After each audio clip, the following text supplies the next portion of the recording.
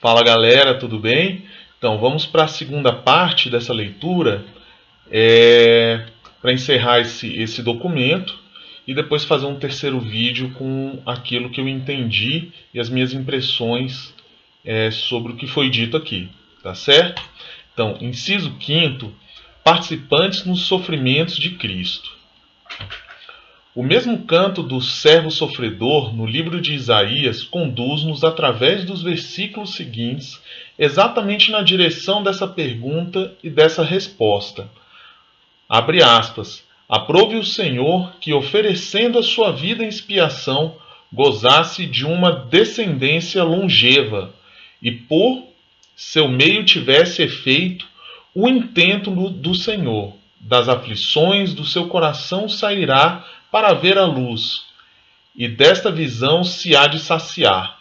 O justo, meu servo, justificará a muitos, e tomará sobre si as nossas culpas. Por isso, dar-lhe-ei em prêmio as multidões, e fará dos poderosos os seus despojos, em recompensa de se ter prodigalizado mesmo até a morte, e se ter deixado contar entre os malfeitores, quando ao invés se tomou sobre si a culpa de muitos e intercede pelos malfeitores. Fecha aspas. Pode-se dizer que com a paixão de Cristo, todo sofrimento humano veio a encontrar-se numa nova situação. Parece mesmo que Jó a tinha pressentido quando dizia: Eu sei que o meu Redentor está vivo. Fecha aspas. E que para ela, tivesse orientado o seu próprio sofrimento, que sem a redenção não teria podido revelar-lhe a plenitude do seu significado. Na cruz de Cristo, não só se realizou a redenção através do sofrimento, mas também o próprio sofrimento humano foi remido. Cristo, sem ter culpa nenhuma própria, tomou sobre si todo o mal do pecado. A experiência desse mal determinou a proporção incomparável do sofrimento de Cristo, que se tornou o preço da redenção. É disso que fala o canto do servo sofredor de Isaías. Disto falarão também a seu tempo as testemunhas da nova aliança, estabelecida com o sangue de Cristo. Eis as palavras do apóstolo Pedro na sua primeira carta. Abre aspas. Vós sabeis que não fostes resgatados dos vossos costumes fúteis, herdados dos vossos antepassados, a preço de coisas corruptíveis, como a prata e o ouro, mas pelo sangue precioso de Cristo, como de um cordeiro sem defeito e sem mácula. Fecha aspas. E o apóstolo Paulo, nas cartas aos Gálatas, dirá, abre aspas, entregou-se a si mesmo pelos nossos pecados, a fim de nos subtrair ao mundo maligno que vivemos. Fecha aspas. E na primeira carta aos Coríntios também, abre aspas, fostes comprados por elevado preço, glorificai, pois, a Deus no vosso corpo. Fecha aspas. É assim com estas e com outras expressões semelhantes que as testemunhas da nova aliança falam da grandeza da redenção e se realizou mediante o sofrimento de Cristo. O Redentor sofreu em lugar do homem e em favor do homem. Todo homem tem a sua participação na redenção, e cada um dos homens é também chamado a participar naquele sofrimento, por meio da qual se realizou a redenção. É chamado a participar naquele sofrimento, por meio do qual foi remido também todo o sofrimento humano, realizando a redenção mediante o sofrimento. Cristo elevou ao mesmo tempo o sofrimento humano a um nível de redenção. Por isso, todos os homens, com o seu sofrimento, se podem tornar também participantes do sofrimento redentor de Cristo. Olha que interessante. Quando ele fala isso, ele está falando o seguinte, olha,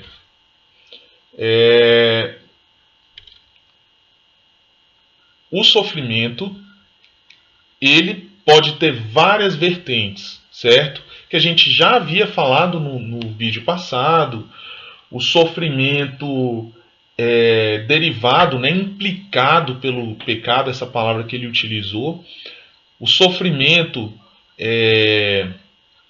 através de sofrimento físico, sofrimento moral e tudo mais. Mas existe um outro sofrimento, que foi o sofrimento de Jó, que ele foi um sofrimento do inocente, certo? Então, o que esse parágrafo disse? Que Cristo, sendo o inocente, sofreu para redimir o homem. Ele sendo inocente, ele sofreu para redimir o homem. E cada um dos homens é também chamado a participar nesse sofrimento, pelo qual se realizou a redenção. Então, um inocente que sofre não é porque Deus está pagando, quer dizer, está infligindo um mal nele para contrabalancear outro mal, que essa era a visão, na verdade, que se tinha antigamente, né, quando, eu acredito, quando perguntaram a Jesus Cristo sobre um deficiente, um cego, eu não sei exatamente, mas eu lembro muito bem da resposta. Ele fala essa questão, fala assim, olha, quem foi que pecou? Foi ele? Foi os pais? Para ele nascer assim? Que ele tem esse problema desde nascença. Eu falo, olha, não foi nenhum pai, não foi nem ele, mas aconteceu isso com ele para que seja manifesta a glória de Deus. Então, mas como é que é manifesta a glória de Deus? Através do sofrimento. Aqui está falando, é claro, né? Porque o inocente ele se associa a Cristo nesse chamado. Ele se associa a Cristo nessa redenção da própria humanidade. Não é porque alguém pecou ou porque alguém porque ele merece o mal, até porque já foi dissociada essa questão do sofrimento do mal, né? Então, o sofrimento, quando ele foi, pelo que eu entendi, o sofrimento ele ganhou essa dimensão também do amor, que foi a dimensão no qual Cristo se inseriu voluntariamente. E o inocente, ele se associa também a essa redenção. Não só dele, mas a redenção da humanidade mesmo. Seguindo o texto, os textos do Novo Testamento exprimem essa mesma ideia em diversos pontos. Na segunda carta aos Coríntios, o apóstolo escreve, abre aspas, em tudo atribulados, mas não oprimidos, perplexos, mas não desesperados, perseguidos, mas não abandonados, abatidos, mas não perdidos. Por toda parte levamos sempre no corpo os sofrimentos de Jesus, para que também a vida de Jesus se manifeste no nosso corpo. De fato, enquanto vivemos, somos continuamente entregues à morte por causa de Jesus, para que a vida de Jesus se manifeste também na nossa carne mortal. Com a certeza de que aquele que ressuscitou o Senhor Jesus nos ressuscitará também a nós com Jesus. Então, esse sofrimento ele é interessantíssimo, né? Eu vou falar mais a respeito num segundo vídeo a respeito disso daí. Que é uma pergunta, enquanto eu estava lendo aqui, que me veio.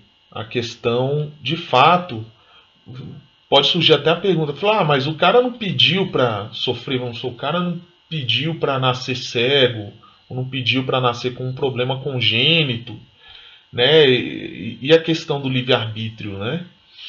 Então, nesse parágrafo aqui, na minha concepção, isso se torna mais como um presente, porque se Jesus, que era um inocente, morreu por quem não era, e Deus o ressuscitou, nos ressuscitará também Deus, como fez com Jesus, né? Então, sou aqui como um presente. São Paulo fala nos diversos sofrimentos, em particular daqueles que os primeiros cristãos se tornavam participantes por causa de Jesus. Esses sofrimentos permitem aos destinatários dessa carta participar na obra da redenção, realizada mediante os sofrimentos e a morte do Redentor. A eloquência da cruz e da morte, no entanto, é completada com a eloquência da ressurreição.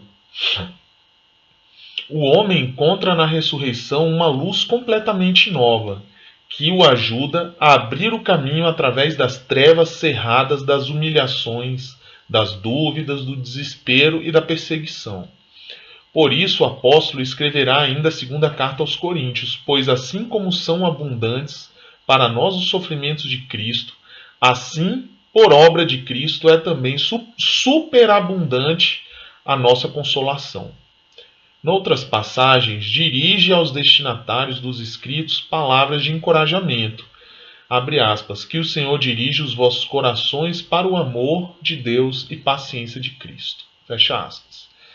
E na carta aos Romanos escreve, abre aspas, exorto-vos, pois irmãos, pela misericórdia de Deus, a oferecer a vossos corpos como sacrifício vivo, santo e agradável a Deus. É este o culto espiritual que lhes deveis prestar. A própria participação nos sofrimentos de Cristo, nessas expressões apostólicas, reveste-se de uma dupla dimensão. Se um homem se torna participante dos sofrimentos de Cristo, isso acontece porque Cristo abriu o seu sofrimento ao homem, porque ele próprio, no seu sofrimento redentor, se tornou, num certo sentido, participante de todos os sofrimentos humanos.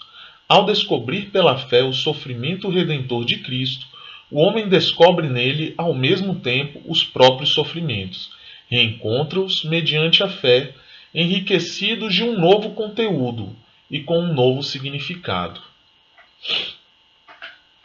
Então, nesse caso aqui, ele está falando de um sentido, né, na vida. Porque muitas vezes, mediante o sofrimento, você não tem um sentido e um significado. Mas, mediante essa nova luz da ressurreição e essa associação do seu sofrimento, do meu sofrimento, do seu e do meu sofrimentos concretos, a cruz de Cristo, no que se refere a um sofrimento de inocente, né, se você é inocente, se eu somos inocentes, pelaquilo que sofremos, isso é associado à cruz de Cristo.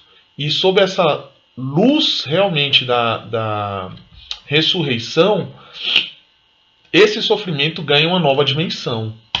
E essa dimensão, ela, por assim dizer, sobrepõe a dimensão antiga.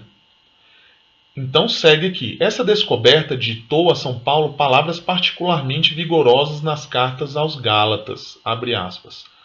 Com Cristo estou cravado na cruz, e já não sou eu que vivo, é Cristo que vive em mim. E quanto eu vivo a vida mortal, vivo na fé do Filho de Deus, que me amou e se entregou a si mesmo por mim. A fé permite ao autor dessas palavras conhecer aquele amor que levou Cristo à cruz. E se ele amou assim, sofrendo e morrendo, então, com este sofrimento e morte, ele vive naquele que amou assim, vive no homem, em Paulo. E vivendo nele, à medida que abre um comentário, e vivendo nele, abre comentário, medida que o apóstolo, consciente disso, mediante a fé, responde com amor ao seu amor, fecha comentário, Cristo torna-se também, de um modo particular, unido ao homem, a Paulo, através da cruz.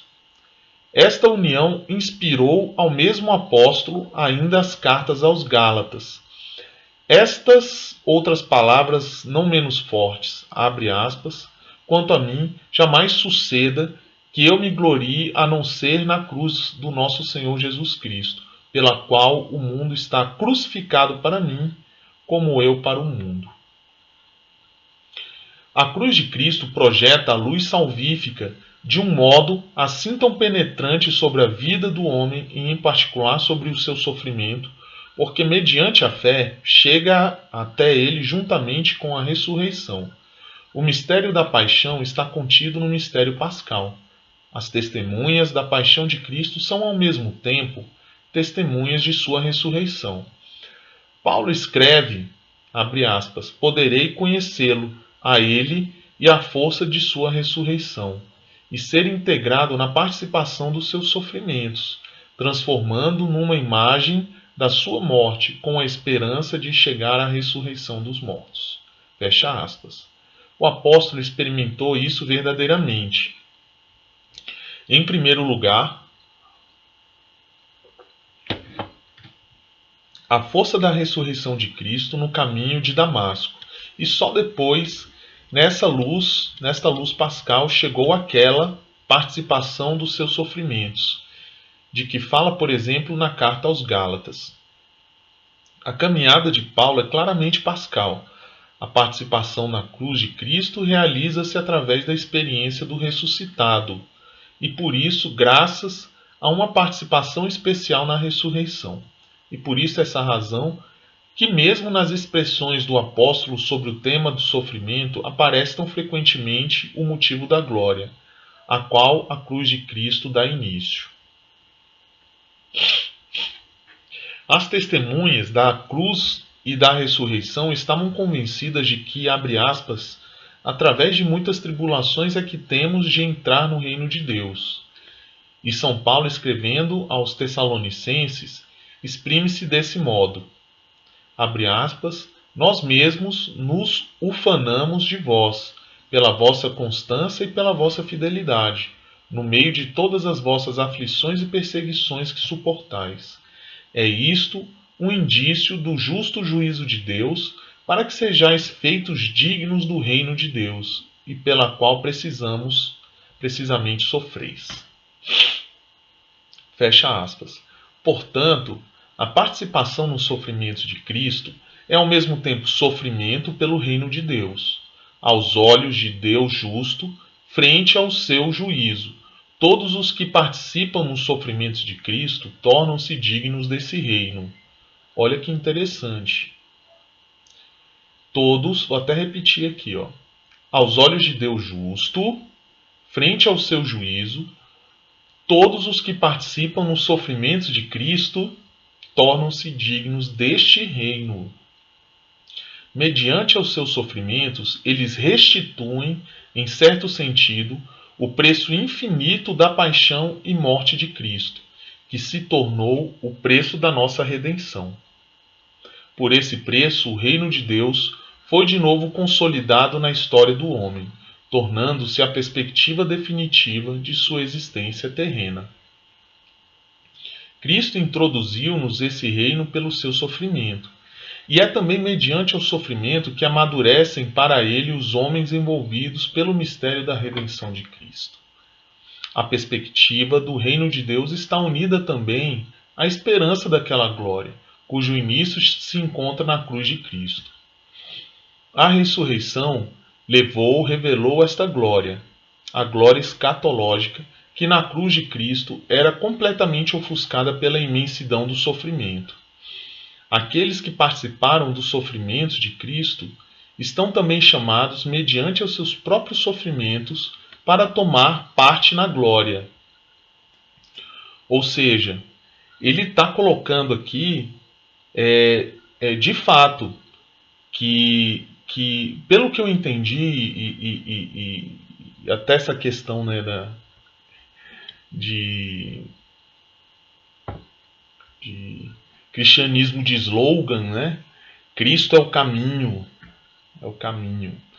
Então, se ele é o caminho, temos aqui um que seguiu o caminho. Que caminho é esse? O caminho da cruz. E ele deu o exemplo de como devemos agir da mesma forma. Né? Como devemos agir? Através da cruz. E essa cruz é justamente o ponto de ligação do homem com Deus, do homem com Cristo. Essa coparticipação no sofrimento da cruz. São Paulo exprime essa ideia em diversas passagens. Aos Romanos escreve: somos co-herdeiros de Cristo, se porém sofremos com ele, para sermos também glorificados com ele. Tenho como coisa certa efetivamente que os sofrimentos do tempo presente não têm proporção alguma com a glória que há de revelar-se em nós. Com certeza, isso daí é algo bastante forte, né? Então, na segunda carta aos Coríntios, lemos: realmente, o leve peso da nossa tribulação do momento presente prepara-nos para além de toda e qualquer medida, um peso eterno de glória. Não que nós olhemos para as coisas visíveis, mas para as invisíveis. O apóstolo Pedro experimentará essa verdade nas seguintes palavras de sua primeira carta: alegrai-vos, antes na medida em que participais nos sofrimentos de Cristo, para que também vos alegrais e rejubileis na sua gloriosa aparição. O motivo do sofrimento e da glória tem uma característica profundamente evangélica, que se clarifica mediante a referência à cruz e à ressurreição. A ressurreição tornou-se, antes de mais nada, a manifestação da glória, que corresponde à elevação de Cristo por meio de sua cruz. Com efeito, se a cruz representou aos olhos dos homens o despojamento de Cristo, ela foi, ao mesmo tempo, aos olhos de Deus, a sua elevação. Na cruz, Cristo alcançou e realizou em toda a plenitude sua missão, cumprindo a vontade do Pai. Realizou-se ao mesmo tempo a si mesmo. Na fraqueza manifestou o seu poder, e na humilhação toda a sua grandeza messiânica.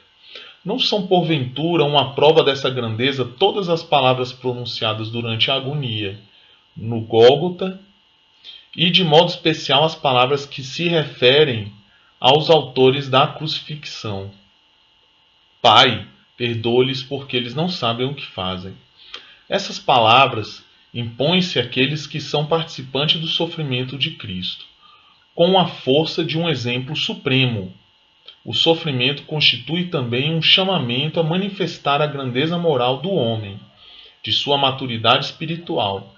Disso deram prova, ao longo das diversas gerações, os mártires e os confessores de Cristo, fiéis às palavras, abre aspas, não temais os que matam o corpo e que não podem matar a alma.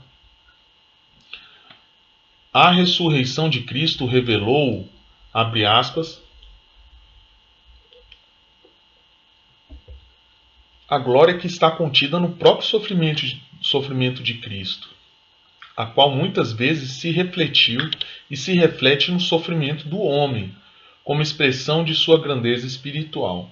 Importa reconhecer essa glória, não só nos mártires da fé, mas também em muitos outros homens que, por vezes, mesmo sem a fé de Cristo, sofrem e dão a vida pela verdade e por uma causa justa. Nos sofrimentos de todos esses é confirmada, de um modo particular, a grande dignidade do homem.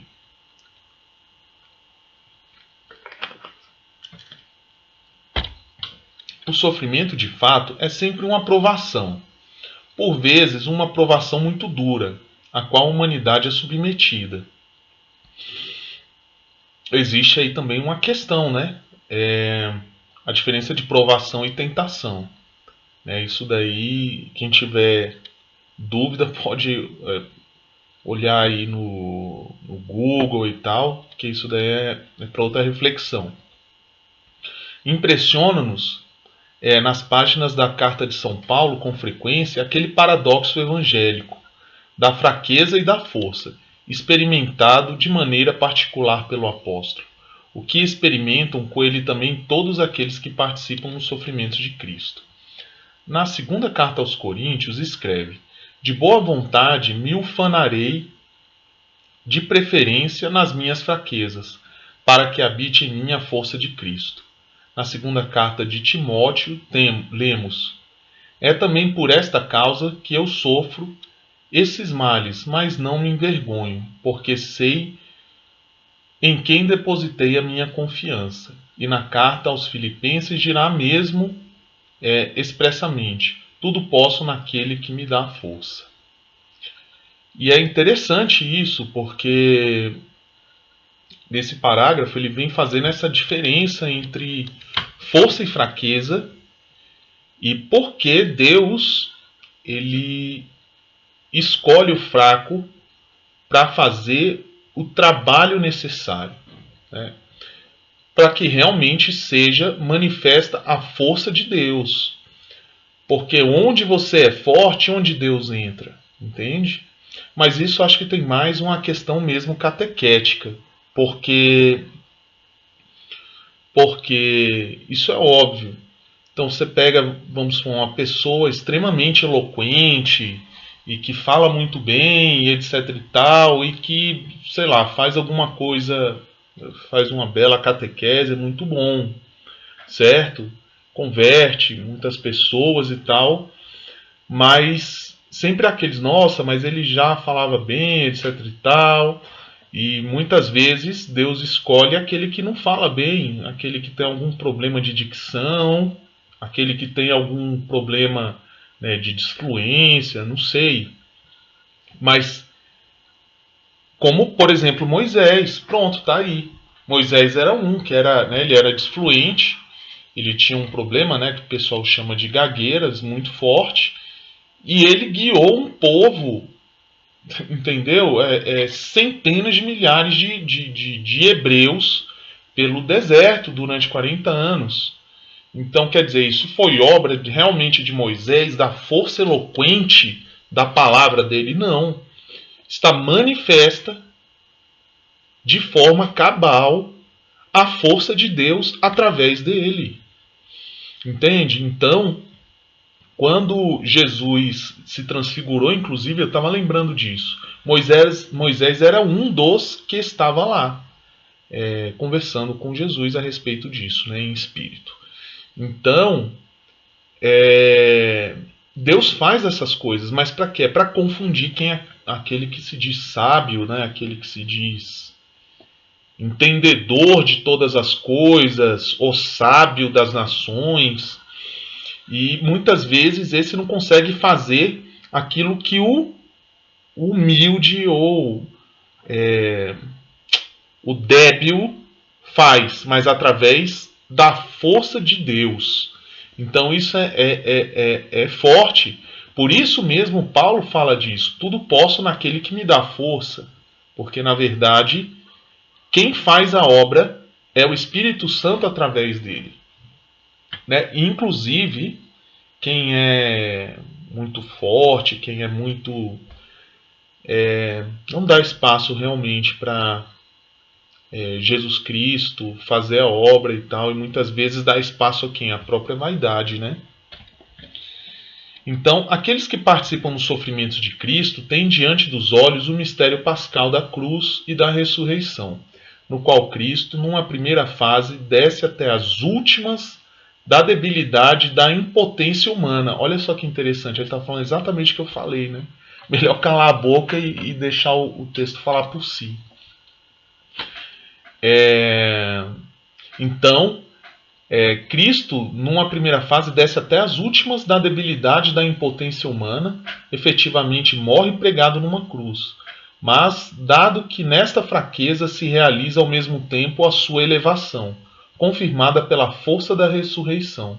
Isso significa que as fraquezas de todos os sofrimentos humanos podem ser penetradas pela mesma potência de Deus, manifestada na cruz de Cristo.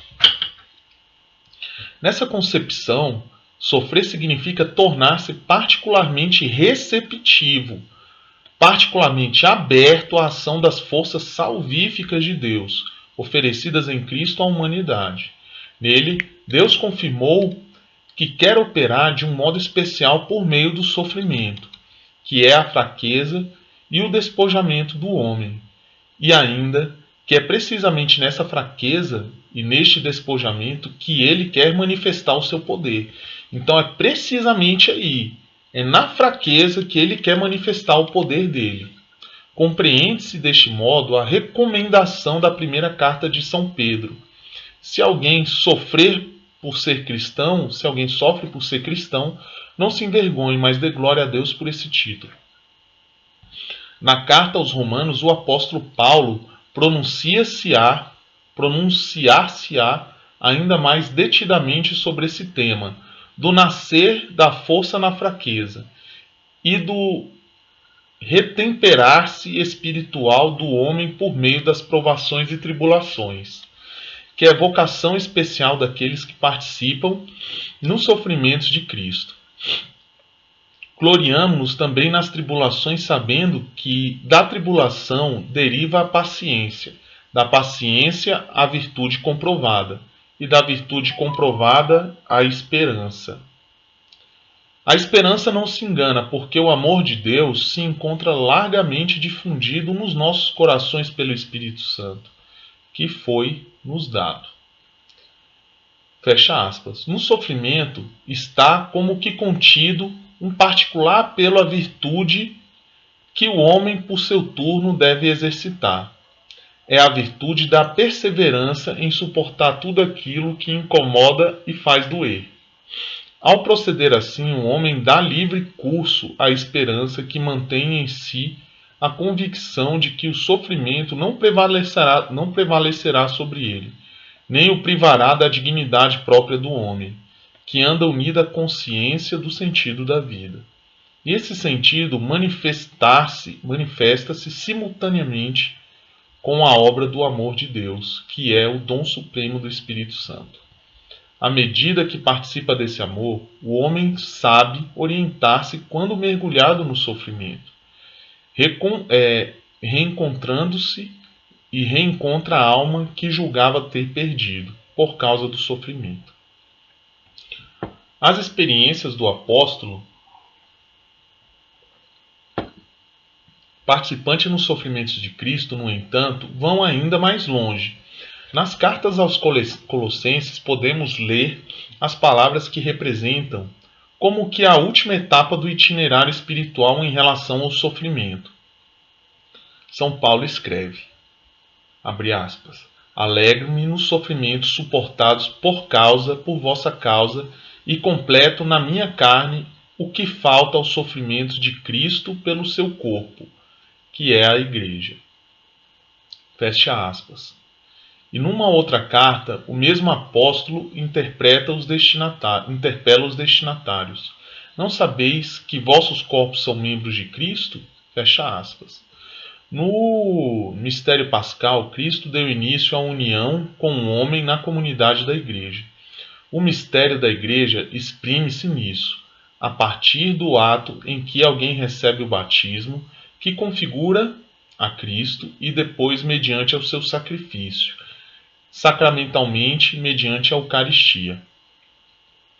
A Igreja edifica-se espiritualmente sem cessar como corpo de Cristo.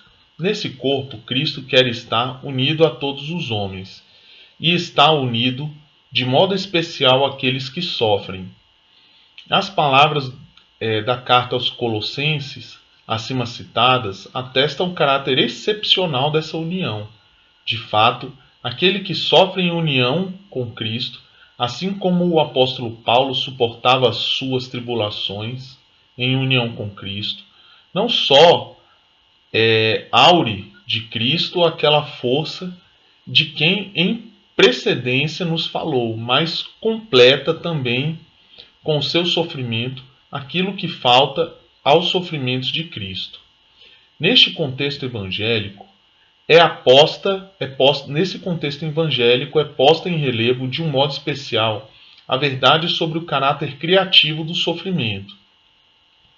O sofrimento de Cristo criou o bem da redenção do mundo. Este bem é em si mesmo inexaurível e infinito. Ninguém lhe pode acrescentar coisa alguma. Ao mesmo tempo, porém, Cristo, no mistério da Igreja, que é o seu corpo, em certo sentido, abriu o próprio sofrimento redentor a todo o sofrimento humano. Na medida em que o homem se torna participante nos sofrimentos de Cristo, em qualquer parte do mundo e em qualquer momento da história, tanto mais ele contempla a seu modo aquele sofrimento mediante a qual Cristo operou a redenção do mundo. Quererá isto dizer, porventura, que a redenção operada por Cristo não é completa? Não. Isto significa apenas que a redenção operada por virtude do amor satisfatório permanece constantemente aberta a todo amor que se exprime no sofrimento humano. Nesta dimensão, na dimensão do amor, a redenção já realizada totalmente, realiza-se em certo sentido constantemente. Cristo operou a redenção completa e cabalmente. Ao mesmo tempo, porém, não a fechou no sofrimento redentor mediante a qual se operou a redenção do mundo. Cristo abriu-se desde o princípio e continua a abrir-se constantemente a todo sofrimento humano. Sim, é algo que parece fazer parte da própria essência do sofrimento redentor de Cristo, o fato de ele solicitar a ser incessantemente completado. Desse modo, com a tal abertura a todos os sofrimentos humanos, Cristo operou com o seu próprio sofrimento a redenção do mundo. Esta redenção, no entanto, embora tenha sido realizada em toda a sua plenitude pelo sofrimento de Cristo, à sua maneira vive e desenvolve-se ao mesmo tempo na história dos homens.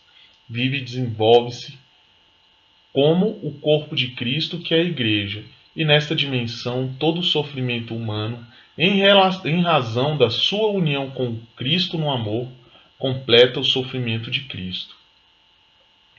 Completa-o como a Igreja completa a obra redentora de Cristo. E isso aí é importante, essa comparação que ele colocou aqui. Porque é meio, assim, pelo menos para mim, é meio difícil imaginar como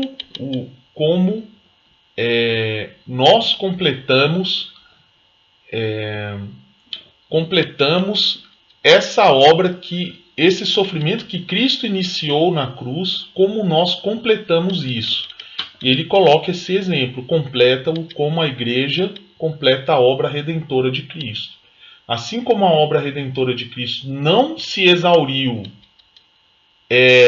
enquanto ele esteve nessa terra, ela ainda se abre aos povos e se abre às pessoas através da igreja. Então o sofrimento idem. O sofrimento de Cristo, ele se abriu na cruz, e a igreja completa esse sofrimento com o seu próprio sofrimento, com o sofrimento individual. Mas não sofrimento como um masoquismo, porque ele já dizia que à luz da própria ressurreição, né, esse sofrimento ganha um novo sentido. Porque Cristo foi o primeiro, ele foi o precursor. Ele abriu as portas da onde ele estava indo, que era o reino dos céus, né? Então, ele abriu essa porta e ele abriu o caminho para o ser humano.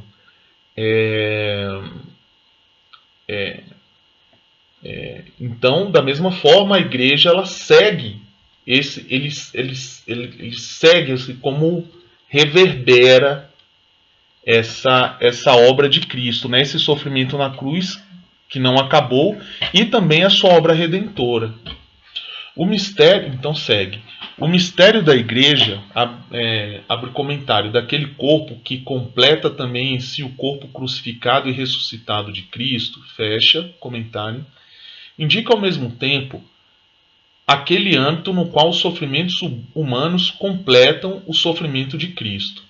Só à luz disso e com esta dimensão da igreja, abre comentário, né, o corpo de Cristo que se desenvolve continuamente no espaço e no tempo, fecha comentário, é que se pode pensar e falar daquilo que falta aos sofrimentos de Cristo.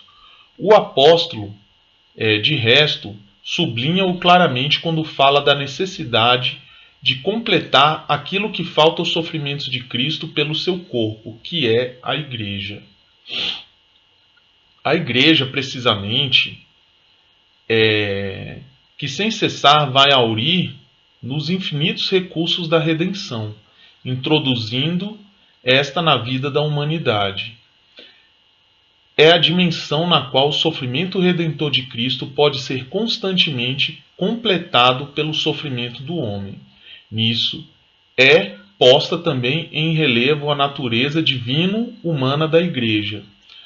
O sofrimento parece participar, de certo modo, nas características dessa natureza, e por isso reveste-se também de um valor especial aos olhos da Igreja. É um bem diante da qual a Igreja se inclina com veneração, com toda a profundidade da sua fé e redenção.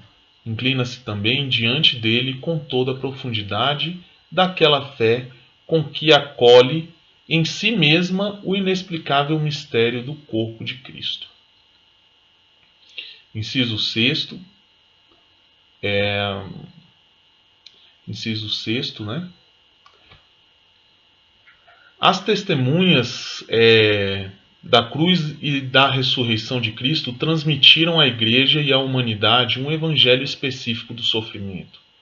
O próprio Redentor escreveu esse evangelho, em primeiro lugar, com seu sofrimento assumido por amor, a fim de que o homem não pereça, mas tenha vida eterna. Este sofrimento, juntamente com a palavra viva do seu ensino, tornou-se uma fonte abundante para aqueles que participaram nos sofrimentos de Jesus na primeira geração dos seus discípulos e confessores.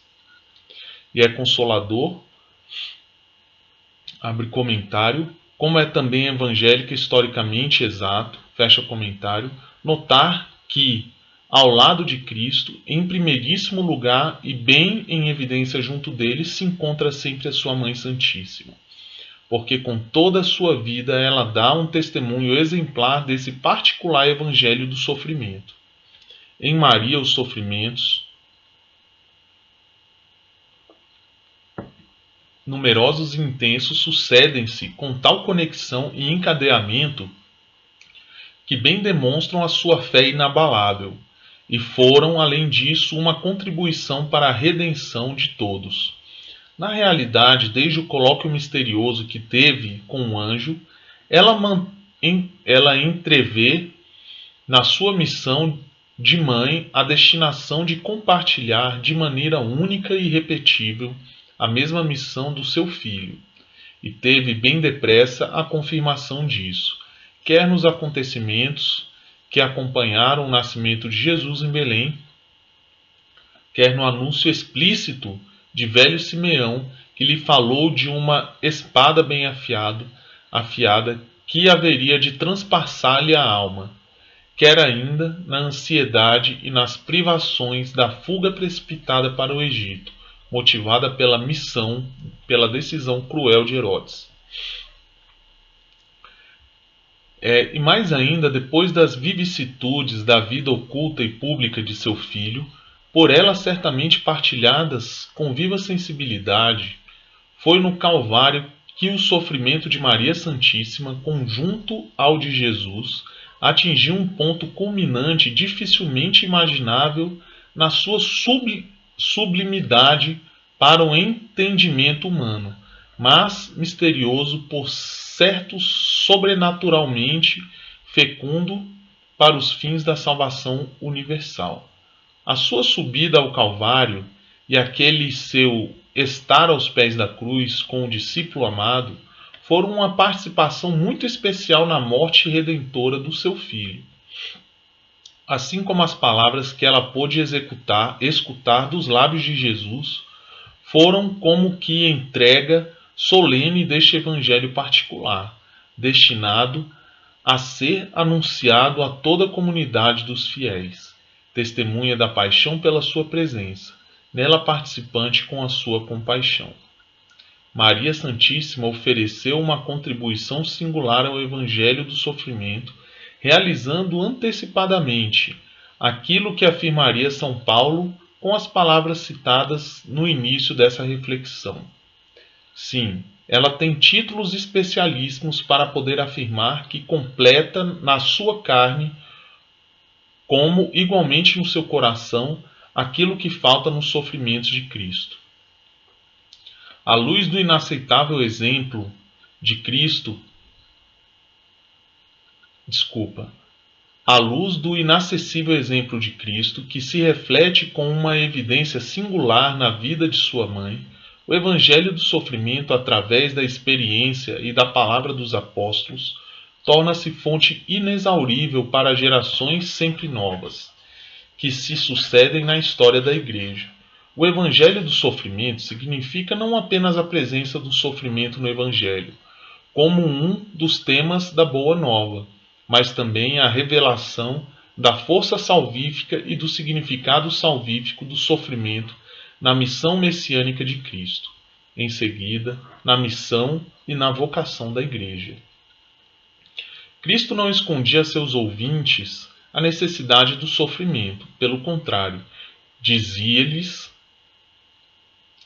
muito claramente: se alguém quer vir após mim, tome sua cruz todos os dias. E aos seus discípulos punha algumas exigências de ordem moral, cuja realização só é possível se cada um renega a si mesmo. O caminho que conduz ao reino dos céus é estreito e apertado, e Cristo contrapõe-no ao caminho largo e espaçoso, que porém leva à perdição. Diversas vezes Cristo disse também aos seus discípulos e confessores que haveriam de encontrar muitas perseguições, o que, como se sabe, aconteceu, não só nos primeiros séculos da vida da Igreja, nos tempos do Império Romano, mas não cessou de se verificar também em diversos outros períodos da história, em diversos lugares da Terra, mesmo nos nossos dias. Eis aqui algumas frases de Cristo sobre esse tema: deitar-vos-ão as mãos e perseguir-vos-ão, entregando-vos às sinagogas, e metendo-vos em cárceres, arrastando-vos à presença de reis e de governadores por causa do meu nome. Isso proporcionar-vos-á a ocasião para dardes testemunho a mim.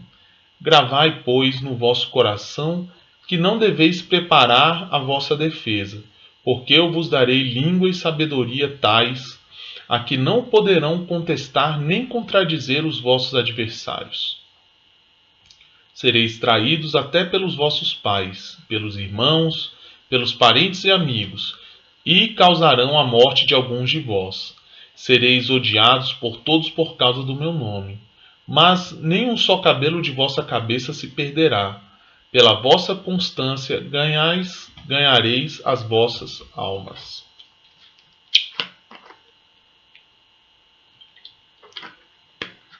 O Evangelho do Sofrimento fala em diversos pontos, primeiramente, do sofrimento por Cristo, por causa de Cristo. E isso é expresso com as próprias palavras de Jesus, ou então com as palavras dos seus apóstolos. O Mestre não esconde a seus discípulos e àqueles que o seguirão a perspectiva de um tal sofrimento.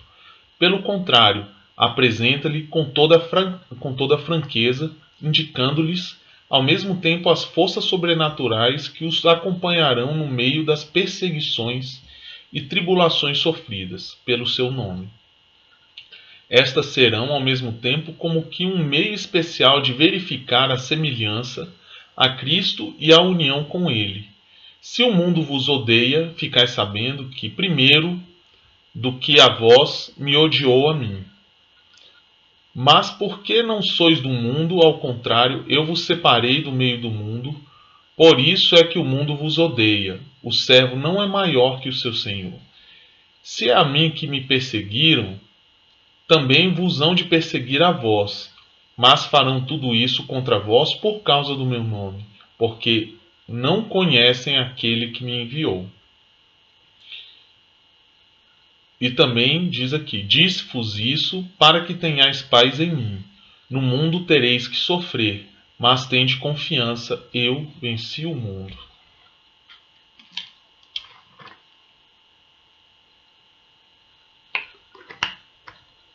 Esse primeiro capítulo do Evangelho do Sofrimento, que fala das perseguições, isto é, das tribulações por causa de Cristo, contém em si um chamamento especial à coragem e à fortaleza, apoiado pela eloquência da ressurreição. Cristo venceu definitivamente o mundo com sua ressurreição. Todavia, porque a sua ressurreição está ligada à sua paixão e morte, ele venceu esse mundo, ao mesmo tempo com o seu sofrimento. Sim, o sofrimento foi inserido de um modo singular naquela vitória sobre o mundo que se manifestou na ressurreição. Cristo conserva no seu corpo ressuscitado os sinais das feridas causadas pelo suplício da cruz nas suas mãos, nos seus pés e no seu lado. Pela ressurreição, ele manifesta a força vitoriosa do sofrimento que quer incutir a convicção dessa força no coração daqueles que escolheu como seus apóstolos e daqueles que ele continua a escolher e a enviar. O apóstolo Paulo dirá: todos aqueles que querem viver piedosamente em Jesus Cristo serão perseguidos.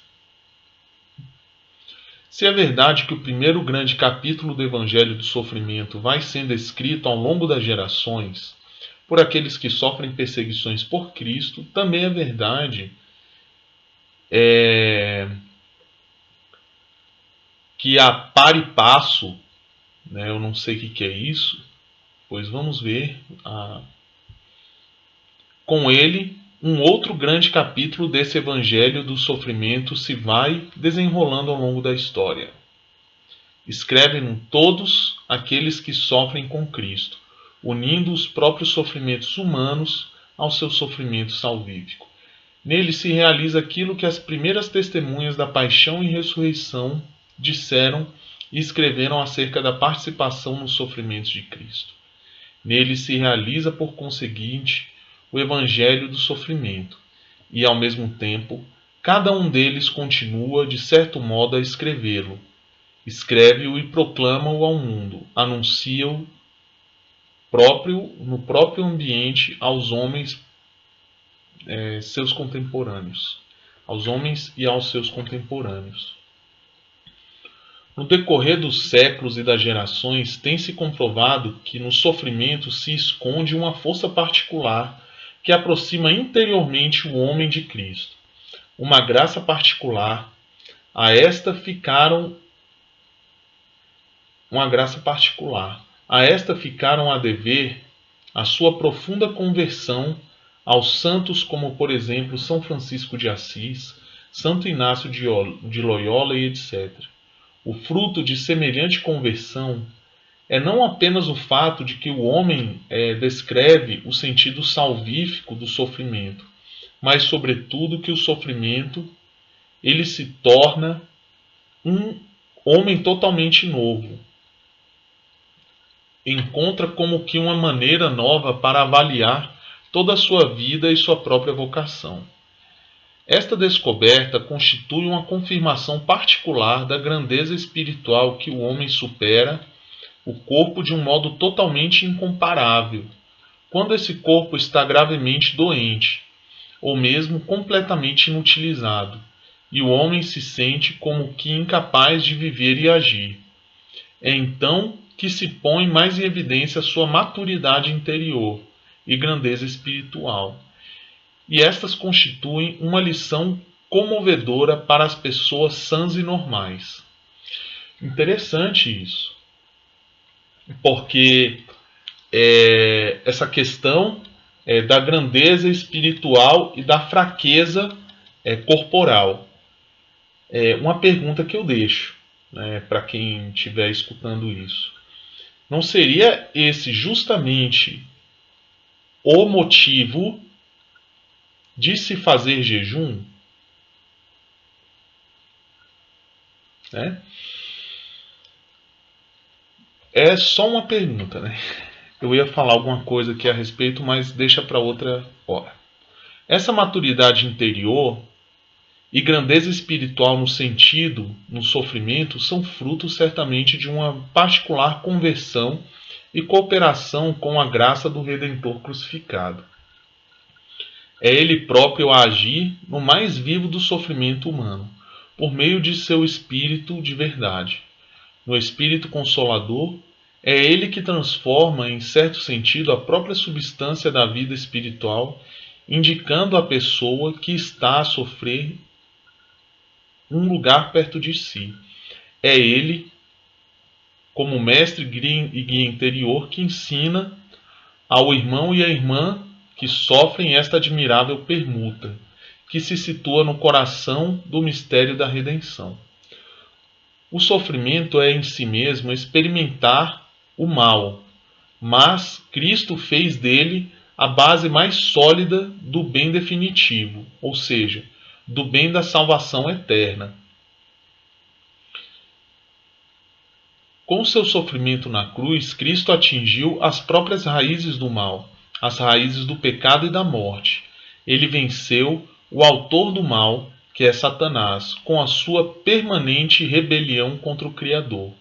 Perante o irmão ou a irmã que sofrem, Cristo abre e descobre gradualmente os horizontes do reino de Deus. Os horizontes de um mundo convertido ao Criador, de um mundo liberto do pecado, que se vai edificando alicerçado no poder salvífico do amor.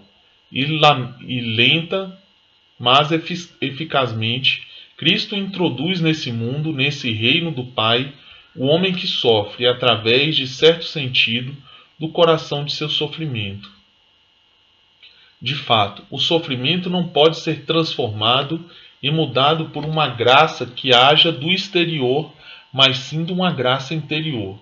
Cristo, mediante o seu próprio sofrimento salvífico, encontra-se bem dentro de cada sofrimento humano e pode assim atuar a partir do interior do mesmo, pelo poder de seu Espírito de verdade, do seu Espírito Consolador. E não é tudo. O Divino Redentor quer penetrar no ânimo de todas as pessoas que sofrem através do coração de sua Mãe Santíssima, primícia e vértice de todos os redimidos, como que a prolongar aquela maternidade que, por obra do Espírito Santo, lhe havia dado a vida. Cristo, ao morrer, conferiu à sempre Virgem uma nova maternidade espiritual e universal em relação a todos os homens, a fim de que cada um deles, na peregrinação da fé, à semelhança e junto com Maria, lhe permanecesse intimamente unido até a cruz. E assim todo sofrimento regenerado pela virtude da cruz, de fraqueza do homem, se torne poder de Deus. Aquilo que a gente já tinha falado. Já está quase acabando aqui. Poxa, achando que tinha pelo menos mais umas 2 horas de leitura, né? Entretanto, esse processo interior não se realiza sempre da mesma maneira. Ele inicia-se e estabiliza-se, não raro com dificuldade. O próprio ponto de partida já é diverso, pois é com disposições diferentes que o homem encara o estado de sofrimento. Pode-se, todavia, admitir que as pessoas quase sempre entram no sofrimento com uma queixa tipicamente humana e com a pergunta sobre o seu porquê. Interrogam-se sobre o sentido do sofrimento e procuram uma resposta à pergunta no seu plano humano. Por certo, fazem muitas vezes essa pergunta também a Deus e fazem-na igualmente a Cristo. Além disso, não podem deixar de se aperceber de que aquele a quem fazem a esta pergunta também ele, que é Deus, está em caixa alta, aquele a quem fazem a pergunta também ele sofre e quer responder-lhes da cruz, do meio do seu próprio sofrimento. Contudo, por vezes é necessário tempo, muito tempo mesmo, para que esta resposta comece a ser percebida interiormente. Cristo, de fato, não responde diretamente e não responde de modo abstrato a essa pergunta humana sobre o sentido do sofrimento. O homem percebe a sua resposta salvífica à medida que se vai tornando ele próprio participante dos sofrimentos de Cristo. Isso aqui é interessante, porque ele está falando aqui basicamente, ele está retomando o início do texto, né, o início da carta, desses porquês, praquês e tal, e ele fala aqui que Cristo ele não responde de modo abstrato a essas perguntas. O homem demora a interiorizar essa resposta e ele só consegue perceber essa resposta salvífica à medida que ele vai se tornando ele mesmo participante dos sofrimentos de Cristo, da cruz de Cristo. Então o sofrimento ganha um sentido, e é isso que ele vem falando aqui. A resposta que lhe chega mediante essa participação ao longo da caminhada de encontro interior com o Mestre é, por sua vez, algo mais do que simples resposta abstrata à pergunta sobre o sentido do sofrimento. Tal resposta é, sobretudo, um apelo, uma vocação. Cristo não explica abstratamente as razões do sofrimento, mas, antes de mais nada, diz: segue-me, vem, participa com teu sofrimento nessa obra da salvação do mundo, que se realiza por meio do meu próprio sofrimento, por meio da minha cruz. À medida que o homem toma a sua cruz, unindo-se espiritualmente à cruz de Cristo, vai-se lhe manifestando mais o sentido salvífico do sofrimento. O homem não descobre esse sentido ao seu nível humano, mas ao nível do sofrimento de Cristo. Ao mesmo tempo, porém, desse plano em que Cristo se situa, esse sentido salvífico do sofrimento desce ao nível do homem e torna-se de algum modo a sua resposta pessoal. E é então que o homem encontra o seu sofrimento e a paz interior e mesmo a alegria espiritual.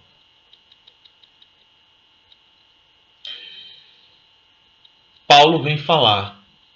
Dessa alegria fala o apóstolo na carta aos Colossenses. Alegro-me nos sofrimentos suportados por vossa causa. Aí que vem a pergunta. Olha só que interessante. Né?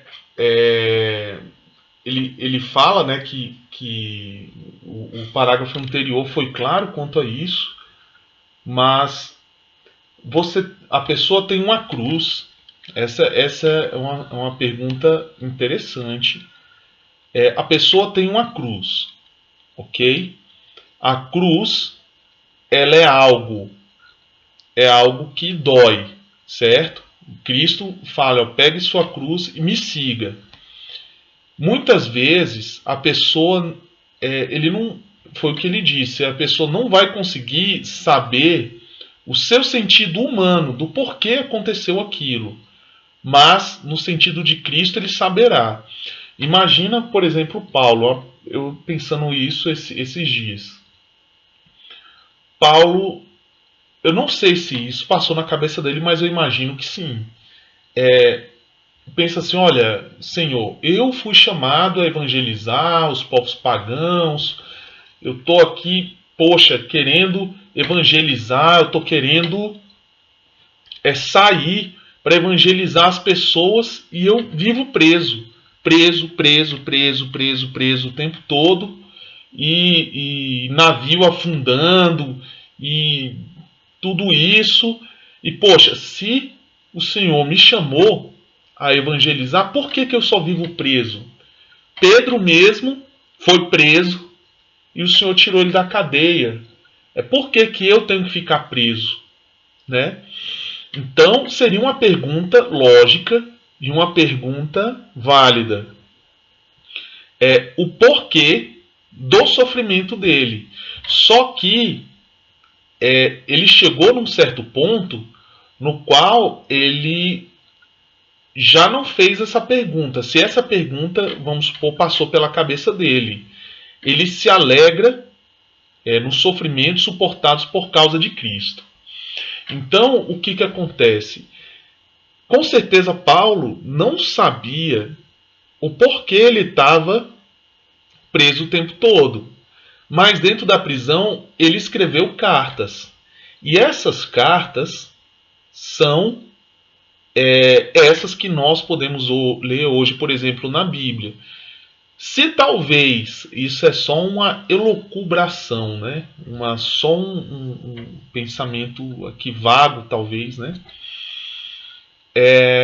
Se Paulo soubesse que, na verdade, a cruz dele, a missão dele era escrever e evangelizar através dessas. Era evangelizar, claro, né? Os povos todos pagam presencialmente, mas através das cartas de Paulo, a reverberação através dos séculos foi muito maior, né? E ou não, eu posso estar falando besteira aqui, mas se Paulo soubesse disso, talvez ele não precisasse nem sair de casa, ser preso e tal, mas Cristo sabe de todas as coisas, né? E muitas vezes não temos essa resposta humana, foi o que ele disse, mas a resposta em Cristo a gente tem. Então, que é essa união mesmo na cruz de Cristo, onde Cristo mesmo, ele não pede mais nada, só pede para seguir. Então segue o texto aqui, ó. Torna-se fonte de alegria superar o sentimento da inutilidade do sofrimento, sensação que, por vezes, está profundamente arraigada no sofrimento humano. E isso não só desgasta o homem por dentro, mas parece fazer dele um peso para os outros. O homem sente-se condenado a receber ajuda e assistência da parte dos outros, ao mesmo tempo, considera-se a si mesmo inútil. E isso daqui é engraçado, né? Eu não tinha lido isso daqui, mas era justamente o que eu estava falando sobre esse sentimento que desgasta por dentro, que se torna um peso, que ele fala, cara, por que eu fico preso aqui o tempo todo? Por que né, eu tô aqui, parece que eu tô amarrado e vai fustigando a pessoa, né? Que a pessoa se torna, se sente inútil. E a descoberta do sentido salvífico do sofrimento em união com Cristo transforma essa sensação deprimente. A descoberta do sentido salvífico do sofrimento em união com Cristo transforma essa sensação deprimente. A fé na participação nos sofrimentos de Cristo traz consigo a certeza interior de que o homem que sofre completa o que falta nos sofrimentos de Cristo e de que na dimensão espiritual da obra da redenção serve como Cristo para a salvação dos seus irmãos e irmãs. Portanto, no só e útil aos outros, mas presta-lhes ainda um serviço insubstituível. No corpo de Cristo, que cresce sem cessar a partir da cruz do Redentor, precisamente o sofrimento, impregnado do Espírito de Cristo, é mediador insubstituível e autor dos bens indispensáveis para a salvação do mundo. Mais do que qualquer outra coisa, o sofrimento é aquilo que abre caminho à graça que transforma as almas humanas. Mais que qualquer outra coisa, é ele que torna presentes na história da humanidade as forças da redenção. Naquela luta cósmica que se trava entre as forças espirituais do bem e as do mal, de que fala a carta aos Efésios. Os sofrimentos humanos, unidos ao sofrimento redentor de Cristo, constituem um apoio particular às forças do bem, abrindo caminho à vitória dessas forças salvíficas.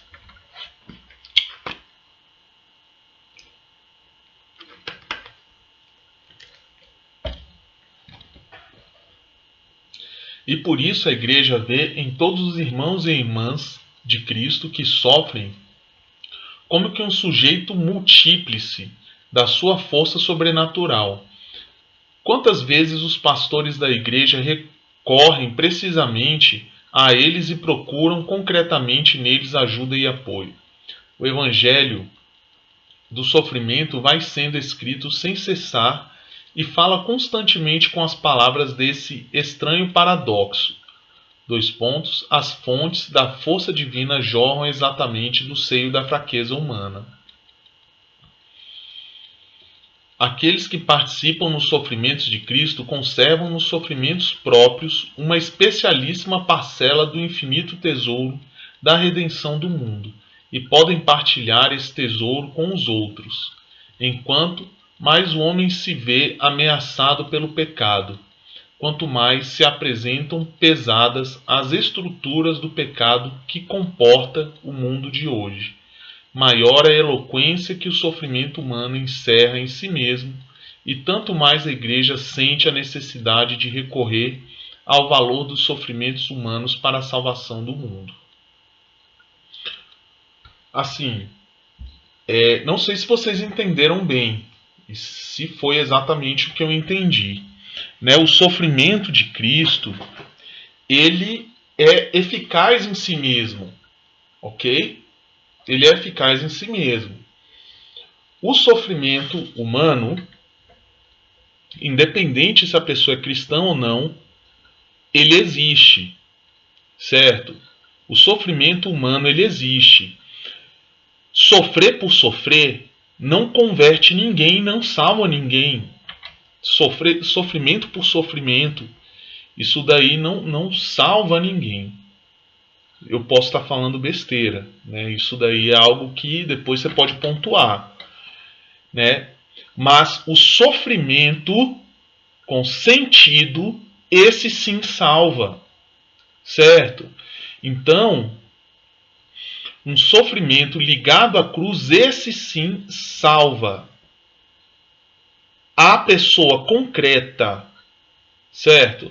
Então, essa pessoa que escreveu essa carta, o sumo pontífice, à época, João Paulo II, né, se você era nascido, eu já era nascido, né, eu não era muito ligado, nem católico eu era, mas ele era praticamente uma unanimidade. Ele era como a luz, né, para o mundo. Então, muitas pessoas, já no final do pontificado dele, as pessoas se perguntavam, cara, por que o cara tá sofrendo, mal anda, por que ele não passa isso para frente, e etc e tal. E ele não, ele seguia com espírito confiante e com o pé reto a fazer aquilo que ele se propôs e que Cristo chamou a ele. Então ele tinha um sofrimento consentido. Então, não só ele converteu a cristãos que já tinham se perdido, mas certamente esse sofrimento consentido dele, consentido da cruz, converteu não só os cristãos, mas muçulmanos, budistas, pessoas pelo mundo inteiro, né? Então é disso que eu entendi que esse parágrafo fala, desse sofrimento que faltou a Cristo. Esse sofrimento humano atual, ele se renova e ele converte, certo? É essa anexação do sofrimento humano real e concreto no sofrimento da cruz, né? Até porque, vamos pensar, vamos supor, um cara lá na Malásia que nunca nem ouviu falar de Cristo, quando ele vai pegar uma Bíblia e vai entender o sofrimento, sei lá, para ele não faz sentido nenhum, né? Mas de repente ele fala assim, cara, esse cara aí, o que ele está falando? Por que ele está sofrendo? Qual o sentido? Está entendendo? Então, o sofrimento da pessoa concreta real, um sofrimento com sentido, de cruz, ela converte pelo exemplo. Porque muitas vezes, né, a pessoa não consegue se abstrair daquilo que passou lá atrás, acha que, sei lá, a Bíblia foi modificada, etc e tal, mas o fulano de tal, aquele cara eu conheço a vida dele. E esse cara aí, ele é um exemplo para mim. E ele abriu as portas do cristianismo, não só do cristianismo, mas as portas da redenção através do sofrimento dele, porque esse cara para mim foi um exemplo, entendeu? Então, pelo que eu percebi, essa dimensão concreto, do palpável, da pessoa que você conhece, da relação que você tem com ela, e ela realmente tem esse sentido do sofrimento, esse sentido de cruz, isso é o suficiente para também converter, não só converter, mas converter naquele que é espectador, aquele que está vendo aquela situação, mas redimir também aquele que prova o sofrimento. Então ele é como se fosse uma moeda de cara e coroa, né? É mais ou menos isso que eu entendi aqui. E vamos para a última parte. Acredito que é a última. Quase acabando. Então, o bom samaritano. A parábola do bom samaritano, pertence também, de modo orgânico ao evangelho do sofrimento. Nessa parábola, Cristo quis dar a resposta à pergunta: quem é meu próximo? De fato, dos 3 que passavam pela estrada de Jerusalém a Jericó, à beira da qual jazia por terra, meio morto, um homem roubado e ferido pelos ladrões, foi exatamente o samaritano quem demonstrou ser na verdade o próximo. O próximo daquele infeliz. O próximo significa também aquele que cumpriu o mandamento do amor ao próximo. Outros 2 homens seguiam o mesmo caminho. Um era sacerdote e o outro levita. Mas ambos viram e passaram adiante. O samaritano, ao contrário, tendo visto, encheu-se de compaixão, aproximou-se, pensou-lhe as feridas, né? E depois levou-o para uma estalagem e prestou-lhe assistência. E ao ir-se embora, confiou aos cuidados do hospedeiro o homem que estava a sofrer, comprometendo-se a pagar-lhe o que for preciso. A parábola do bom samaritano pertence ao evangelho do sofrimento. Ela ainda indica, de fato, qual deveria ser a relação de cada um de nós para com o próximo que sofre. Não nos é permitido passar adiante com indiferença, mas devemos parar junto dele. O bom samaritano é todo homem que se detém junto ao sofrimento de um outro homem, seja qual for o sofrimento. Parar, nesse caso, não significa curiosidade, mas disponibilidade. Esta é como que abrir-se de uma disposição interior do coração, que também tem sua expressão emotiva. Bom samaritano é todo homem sensível ao sofrimento de outrem, o homem que se comove diante da desgraça do próximo. Se Cristo, conhecedor do íntimo do homem, põe em realce essa comoção, quer dizer que ela é importante para todo o nosso modo de comportar-nos diante do sofrimento de outrem. É necessário, portanto, cultivar em si próprio essa sensibilidade do coração, que se demonstra na compaixão por quem sofre. Por vezes, essa compaixão acaba por ser única ou a principal expressão do nosso amor e da nossa solidariedade com o homem que sofre.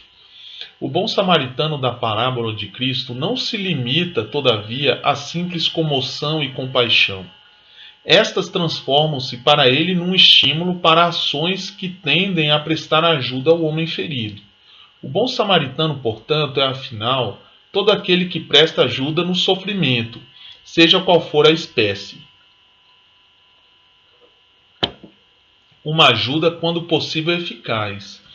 Nela põe todo o seu coração, sem poupar nada, nem sequer os meios materiais.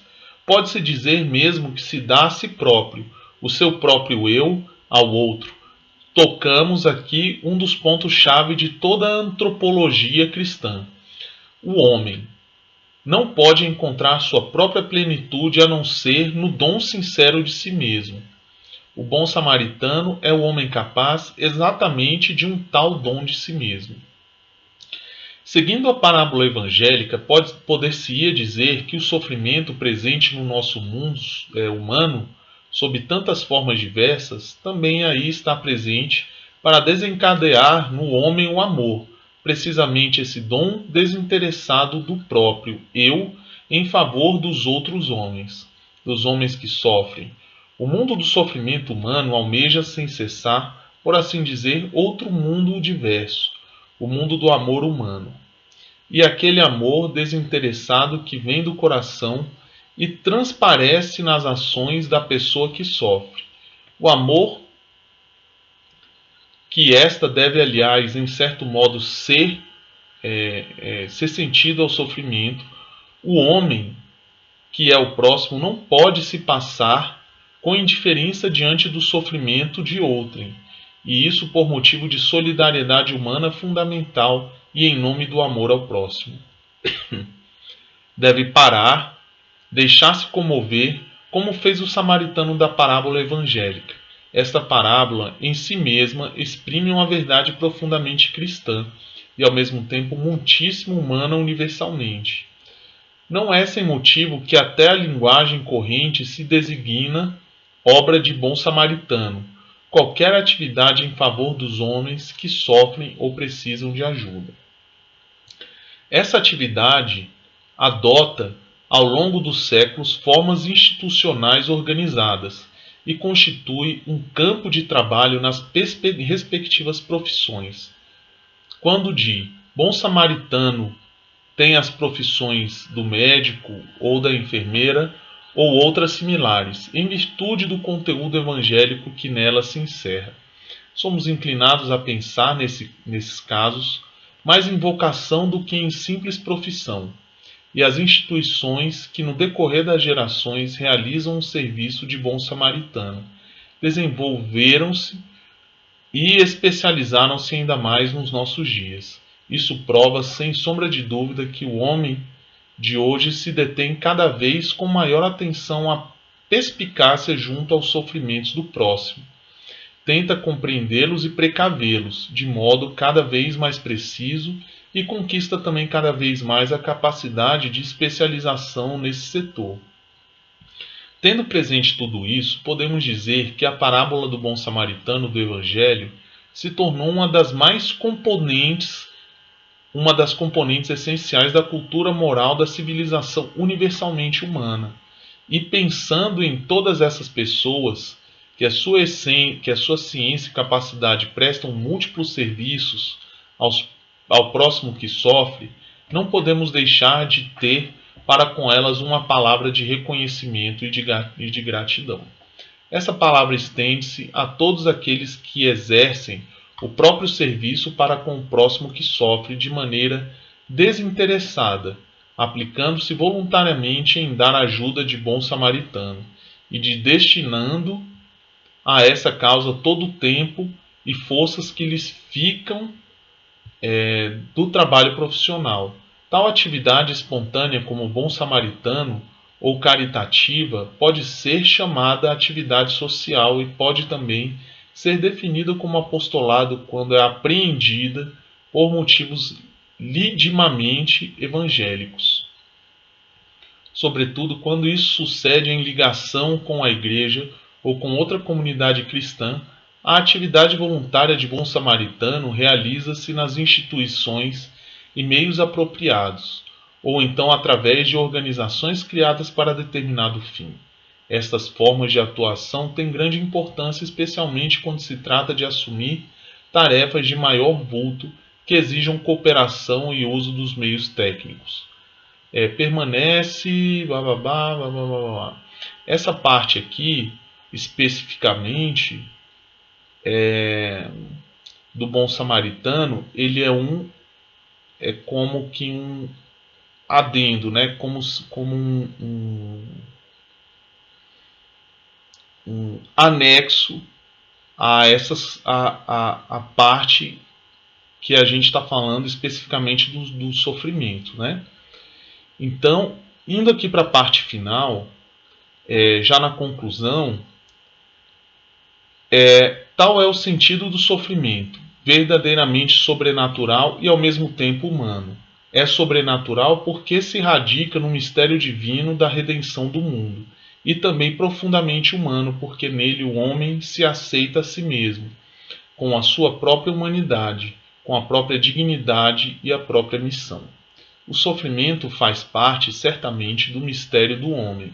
Talvez não seja tão envolvido como o mesmo homem por esse mistério, que é particularmente impenetrável.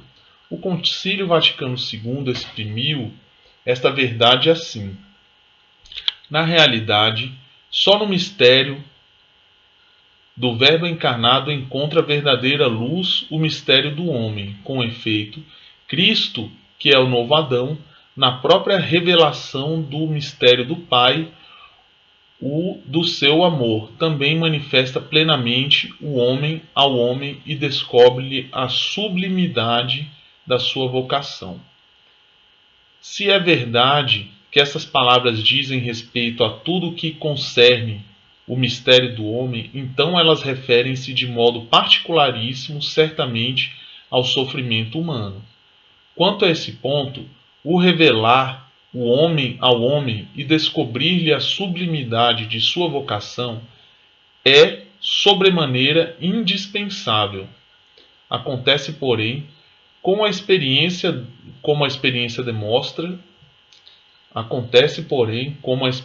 demonstra, isso ser particularmente dramático, mas quando se realiza totalmente e se transforma em luz para a vida humana, é também particularmente bem-aventurante. Abre aspas, por Cristo, em Cristo se esclarece o enigma da dor e da morte. Fecha aspas. Concluímos as presentes considerações sobre o sofrimento no ano em que a Igreja está a viver o jubileu extraordinário relacionado com o aniversário da redenção. O mistério da redenção do mundo está radicado no sofrimento de modo maravilhoso. E o sofrimento, por sua vez, tem esse mistério, o seu supremo e mais seguro ponto de referência. Desejamos viver esse ano da redenção numa união especial com todos que sofrem. É necessário, pois, que se consagrem em espírito junto à cruz no Calvário. Todos aqueles que sofrem e acreditam em Cristo, especialmente aqueles que sofrem por causa da sua fé nele, crucificado e ressuscitado, a fim de que, oferecendo dos seus sofrimentos a prece, o realizar-se da oração do mesmo Salvador pela unidade de todos.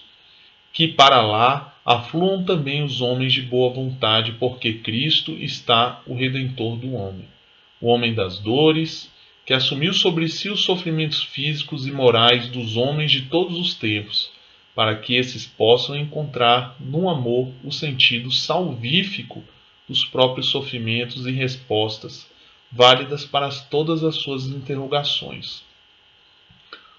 Com Maria, mãe de Cristo, que estava em pé junto à cruz, nós detemo-nos junto a todas as cruzes do homem de hoje. Invocamos todos os santos que no decorrer dos séculos foram de modo especial participantes nos sofrimentos de Cristo. Pedimos sua proteção e pedimos a todos a vós que sofreis, que nos ajudeis. Precisamente a vós que sois fracos, pedimos que vos torneis uma fonte de força para a Igreja e para a humanidade, na terrível luta entre as forças do bem e do mal, de que nosso mundo contemporâneo nos oferece o espetáculo que vença nosso sofrimento em união com a cruz de Cristo. A todos, caríssimos irmãos e irmãs, envio a minha bênção apostólica, que foi dada por João Paulo II, dado em Roma, junto de São Pedro, na memória litúrgica de Nossa Senhora de Lourdes, 11 de fevereiro de 1984. Sexto ano do meu pontificado, João Paulo II. Tá aí. Esclarecedor? Um pouco, né? Essa leitura foi um pouco mais tranquila do que a outra, né? Do outro vídeo, mas eu vou postar aqui um próximo vídeo falando um pouco das minhas percepções dessa carta apostólica.